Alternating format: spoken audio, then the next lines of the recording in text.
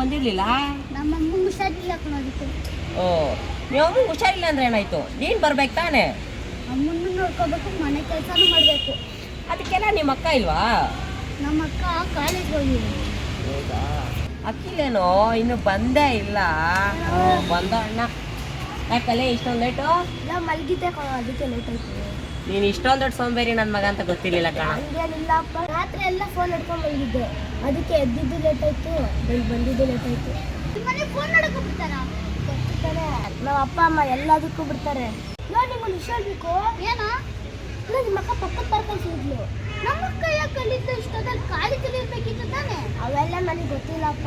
ಅಕ್ಕ ಅಲ್ಲ ಕಣ, ನೀನು ಯಾರೋ ಬೇರೆ ಅವ್ರು ನೋಡಿದ್ದೆ ಅನ್ಸುತ್ತೆ. ಇಲ್ಲ ಕಣೋ, ನಿಮ್ಮ ಅಕ್ಕನವರು. ಸುಮ್ಮನೆ ಯಾಕೆ ಕಿತ್ತಾಡ್ತೀರಾ? ಬರ್ರ ನೋಡ್ಕೊ ಬರೋಣ.